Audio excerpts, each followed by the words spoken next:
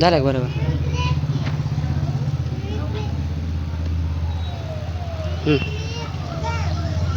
केलं का चालू? Karjat police station, Karjat police निरीक्षक यांना सप्रेम नमस्कार. यांना सविनय सादर म्हणून अर्जदार आहेत आरोन छब्बू काळे, राहणार आहेत जलालपूर, तालुका कर्जत, जिल्हा अहिल्यानगर. यांच्यावरती गेल्या 1 वर्षापासून 6 महिन्यापासून गंभीर स्वरूपाचा अन्याय अत्याचार चालू आहे. त्या संदर्भात आज ही महत्त्वाची जी महत्त्वपूर्ण बाईट आपण बातमी बनवत आहोत. गंभीर गुन्ह्यातील फरार आरोपी अद्यापही अटक नाहीत आणि अटक नसून पण अरुण काळे यांना ते स्वतः घरी जाऊन दमदाटी करणं, मारहाण करणं, शिवीगाळ करणं, त्यांच्या आईला दमदाटी करणं, शिवीगाळ करणं, अशा पद्धतीचं ती काम त्यांचं चालू आहे. आरोपींना कुठल्याही पद्धतीचा कुठल्याही स्वरूपाचा धाक राहिलेला नाही आणि आज अरुण छब्बू काळे कर्जत पोलीस स्टेशन या ठिकाणी आलेले आहेत. त्यांनी अर्ज दिलेला आहे. अर्ज देऊन त्यांनी त्याची पोच घेऊन आज ही बातमी बनवण्याची त्यांनी तयारी दर्शवलेली आहे. आज त्यांची आपण बाईट जाणून घेणार आहोत की त्यांच्या आयुष्यामध्ये, त्यांच्या लाईफमध्ये 1 वर्षापासून काय घटना घडत गेलेल्या आहेत, कशी घटना घडलेली आहे ती त्यांनी एकदम भीती मनात न बाळगता, कुठलंही दडपण न ठेवता स्पष्टपणे त्यांनी बोलण्याचा प्रयत्न करावा आणि त्यांना न्याय मिळवून घेण्यासाठी त्यांनी सतर्क राहावा आणि त्यांनी बोलण्याचा प्रयत्न करावा. नमस्कार, मी अरुण काळे, राहणार जलालपूर, तालुका कर्जत, जिल्हा अहिल्यानगर. मी बांबोरा येथील मोशिम इनामदार आणि भुजंग कदम यांच्याकडून व्याजाने पैसे घेतले होते. तर ते 2-3 महिन्याच्या कालावधीत व्याजासकट परत पैसे परत केल्याच्या नंतर त्यांनी माझ्याकडून दमदाटी करून जास्त पैसे घेण्याच्या हेतूने मला दमदाटी केली व मारहाण केली. मारहाण केल्याच्या नंतर मी राशीन पोलीस स्टेशन इथे गेलो असता तिथे सांगितलं की बाबा माझी भांडणं झाल्यात, हे झालं आहे की त्याच्यामुळे तुम्ही माझी कंप्लेंट घ्या. तर राशीन चौकीच्या पोलिसांनी माझी कंप्लेंट न घेता मला कर्जत येथे जाण्यास सांगितले. मी कर्जत येथे आलो. कर्जत येथे आल्याच्या नंतर कर्जत पोलिसांनी सांगितलं आम्ही काय घेऊ शकत नाही, तू कशाला व्याजाने. शिरसट PI होते. शिरसट PIने सांगितले की तू पैसे कशाला घेतले होते. साहेबांना मी पुराव्यासकट दावले, बँकेचं स्टेटमेंट काढून आणलं. स्टेटमेंटवरती दावलं की मी पूर्ण पैसे त्यांचे पेड केलेत. तरी त्यांनीच उद्धट वर्तन केले आणि मला दमदाटी केली. दमदाटी करून 1-2 शिव्या पण दिल्या. त्याचा व्हिडिओ पण माझ्याकडे आहे. मला तिथून SP साहेबांकडे मी गेलो. SP साहेबांकडे गेलो. SP साहेबांनी तिथून कर्जत पोलीस स्टेशनला जायला सांगितलं. कर्जत पोलीस स्टेशनला गेल्याच्या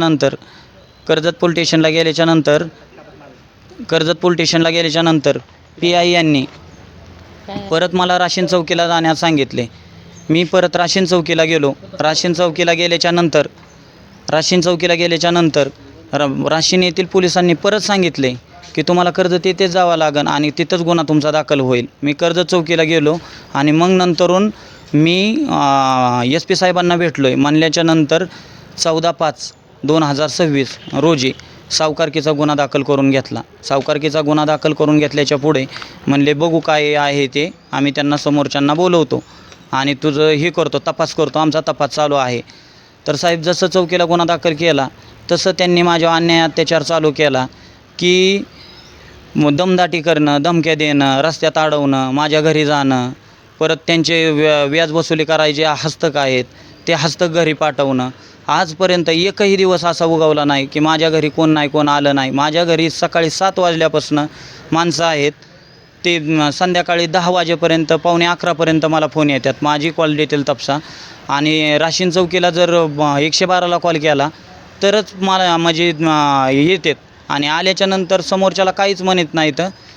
आम्हालाच दमदाटी करतात. परत गेल्याच्या नंतर परत साधा NCR घ्यायचा म्हणला तरी परवा दिवशी मी गावाला पोराचं ॲडमिशन बारामतीला घ्यायला गेलो असताना माझ्या घरी 2 जण आले. माझ्या आईला दमदाटी केली. माझ्या आईला म्हणले की तुझ्या पोराला हातपाय बांधून नेणार आहे, बांबोऱ्याच्या चौकात मारणार आहे आणि विहिरीत टाकणार आहे. ह्याच्या आधी बी 2 वेळा माझ्यावरती हल्ले केले, ते मारहाण केली. पण पोलीस काय होतं आहे साहेब, की ती 2 नंबरमधली एक जणाचं बिअर बार आहे, मोशीम इनामदारचं त्या ह्याचं भुजंग कदमचं बिअर बार आहे आणि तो दारू पण विक्री करतो. त्याचं 2 नंबर चालू आहे. त्याच्यामुळं पोलिसांचं आणि त्यांचं संगनमत आहे.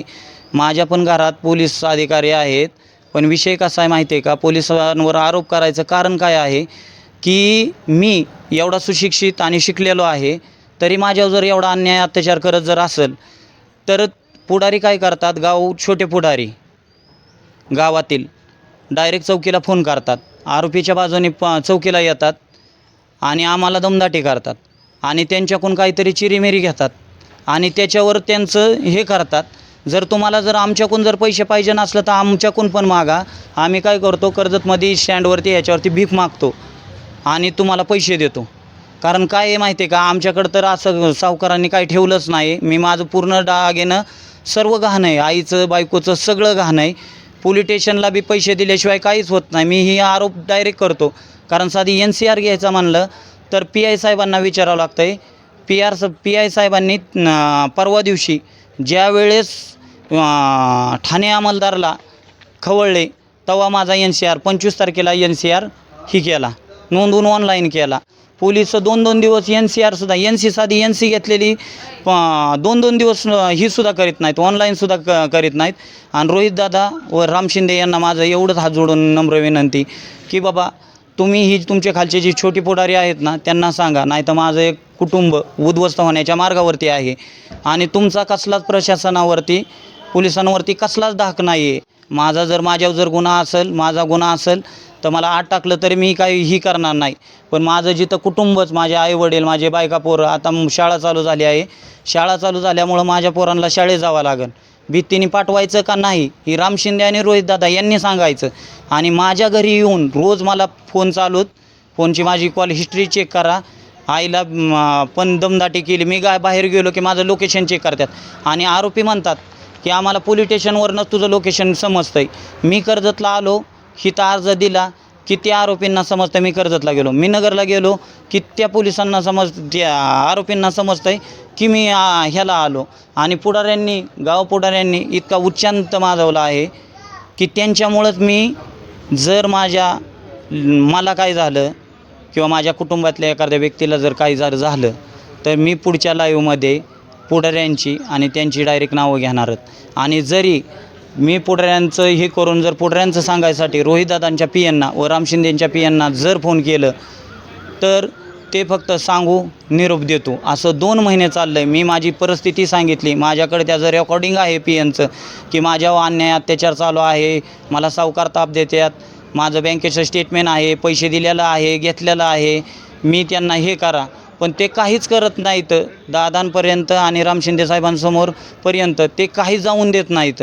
त्यांनी इतका अन्याय अत्याचार चालवला आहे की ह्या पुढाऱ्यांमुळं आणि ही राशीन चौकीमुळं दबावात ठेवल्यामुळं पुढाऱ्यांनी त्यांच्यामुळं माझ्यावर मरणाची वेळ येणार आहे. तरी मी मला न्याय नाही 2 दिवसात भेटला तर मी माझ्या कुटुंबासकट लाईव्ह आत्महत्या करणार आहे. एवढी त्यांची फक्त पुढाऱ्यांनी नोंद घ्यावी. आईला बोलायचं.